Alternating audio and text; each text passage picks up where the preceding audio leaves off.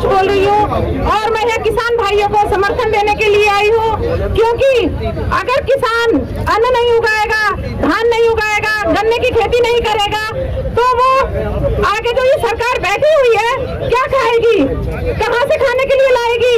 आज इन्होंने हमें दिल्ली में घुसने से रोक दिया, तो क्या दिल्ली वालों को अगर हम अन्न देना बंद कर दें वो कहाँ से पेट भरेंगे। सरकार को हमारी किसान की ताकत को पहचानना चाहिए। हमारा जो किसान है वो मेहनत करके सीट को संभाल सकता है, एक मंत्री, सांसद, प्रधानमंत्री सबकी सीट संभाल सकता है, लेकिन अगर इन गद्दी वालों से कह दिया जाए कि खेत में जरा एक फावड़ा तो उठा के चला के देखो, क्या वो वहाँ पे 2 मिनट भी रुक पाएंगे। चिलचिलाती धूप में जब गेहूं की फसल काटी जाती है तब कोई भी मंत्री संतरी वहाँ नहीं जाता है, वो उसको नहीं काट सकता है। जब धान बोया जाता है पानी के अंदर बोया जाता है। मैं भी किसान की बेटी हूँ, मैंने भी मक्का, गेहूं, धान, गन्ना सब बोया है और काटा है और किसान की बहू हूँ। लेकिन आज समस्या ऐसी आ गई है कि किसान को धरने पे बैठना पड़ रहा है अपने अधिकारों के लिए। ये जो अधिकार हमें मिले हैं ये हमें बाबा साहब ने दिए हैं, डॉक्टर भीमराव अम्बेडकर साहब ने दिए हैं। आज उन्हीं की बदौलत मैं भी एक बहुजन समाज से बिलोंग करती हूँ, लेकिन आज हमें जो पानी पीने का भी अधिकार मिला है वो भी हमारे बाबा साहब ने 2 साल तक महाड़ का जो अभियान चलाया था उसके तहत मिला। और उसी संविधान की ये धज्जियां उड़ाए जा रहे हैं। जैसे एक मुर्गा जब दूसरे मुर्गे के आने की बारी करता रहता है, धीरे धीरे दाना चुगता रहता है, जिसकी बारी आती है वही कटता है। तो हमारे समाज में भी कभी एनआरसी लगाया जा रहा है, कभी सीएए का कानून लगाया जा रहा है, कभी हमारे हिंदू, मुस्लिम, सिख भाइयों पे सब पे अलग अलग तरीके से अत्याचार किए जा रहे हैं। तो स्थिति एक मुर्गे जैसी हो गई है, जब जिसकी बारी आती है वही चिल्लाता है, जब जिसका जो कटने की बारी होती है तब वो आगे आ खड़ा होता है। तो मेरे किसान भाइयों के बगैर ये अन्न नहीं होगा तो कैसे देश चलेगा। और से पहले जो बाबा साहब ने भी हमें कानून में दिया था कि हम बहुत ज्यादा धन एक जगह एकत्रित नहीं कर सकते, तो अपने उद्योगपतियों के लिए कैसे ये जो वहाँ पे भंडारघर खोल सकते हैं, वहाँ पे कैसे एकत्रित कर सकते हैं, उद्योगों को कैसे ये जो आगे बढ़ा सकते हैं। हमारे बाबा साहब ने, डॉक्टर भीमराव अम्बेडकर साहब ने ये कहा था कि धन जो हमारा खेती का अन्न आता है उसको एक जगह कोई भी दबा कर नहीं रख सकता। वो किसान की पैदावार होती है, किसान का खून है। जिस वक्त किसान खेती में घुसता है उसका सिर का पसीना एड़ी पर आ जाता है और उसी पसीने से पूरे देश को चलाता है। तो आज किसान के लिए इनका दिल क्यों नहीं पसीज रहा है। हम इनका परिवार है, ये माँ बाप की तरह है जो सरकार बनी बैठी है, तो ये अपने बच्चों को क्यों नहीं देख रही है।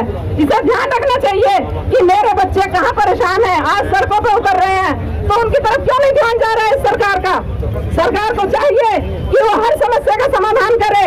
जिस प्रकार एक बाप अपने बच्चों का ध्यान रखता है उसी तरीके से मंत्री या मोदी सरकार, प्रधानमंत्री, पीएम, योगी, सारे सब लोगों का फर्ज बनता है कि वो अपनी जनता का ध्यान रखे।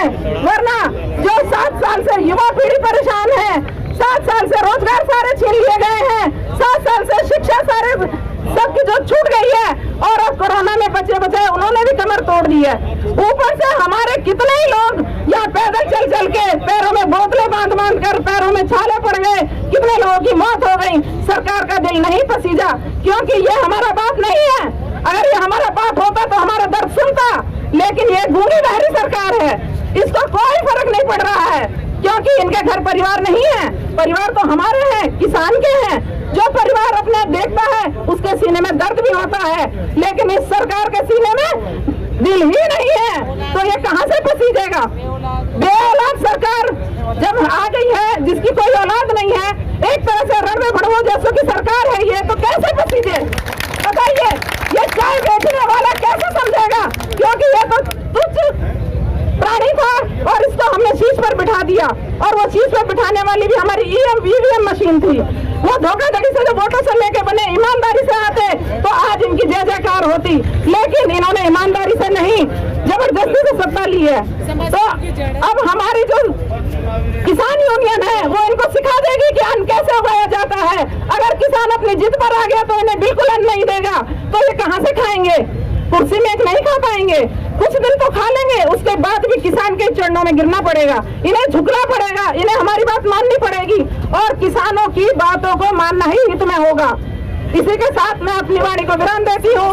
जय भीम, नमो बुद्धाय। और ऐसी सरकार को उखाड़ फेंको जो आपकी बात नहीं मानती है।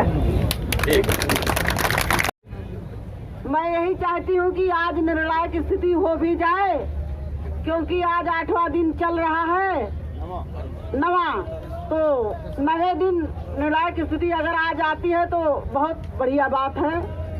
नहीं तो किसान किसी चीज से डरता नहीं है, वो संघर्ष कर रहा है, करता रहेगा। और सरकार को ये बात मालूम होनी चाहिए कि किसानों के लिए कोई भी महीना, कोई भी समय, कोई भी स्थिति विचलित नहीं कर पाती। किसान ठंडी के मौसम में भी खेतों में काम करता, जाड़े में, बरसात में, गर्मी में, तो ये कहीं भी संघर्ष कभी भी करेगा, उसको विचलित कोई नहीं कर सकता। किसान के इरादे बहुत बुलंद हैं, मजबूत हैं। और यहाँ पर जितने भी इस संगठन को या भारत देश के किसानों को अपना समर्थन दिए हैं, मैं उन्हें बधाई देना चाहती हूँ। ये हम एक लोगों की लड़ाई नहीं है, ये पूरे भारत देश के किसानों की लड़ाई है। और यहाँ पर सबको एक होकर लड़ाई लड़ना है। और आज नहीं, आने वाले कल में भी अगर किसानों पर कोई भी विपत्ति आती है, पूरे भारत देश के किसानों को एक होकर लड़ाई लड़ना पड़ेगा। वहाँ ये नहीं होना चाहिए कि ये मेरा संगठन है, उनका संगठन है, ये जाति है, वो पात है, कुछ नहीं। किसान की जाति सिर्फ एक है, किसान जाति। जैसा कि बाबा टिकैत हमेशा यही कहते थे कि हम किसान हैं, सिर्फ किसान जाति, किसान ही हमारी पहचान है। और मैं क्या कहूँ, सारी बातें हमारे बड़े भाइयों ने कह दिया है। वही लड़ाई, वही मांग, वही सब कुछ है। बाकी जय जवान, जय किसान।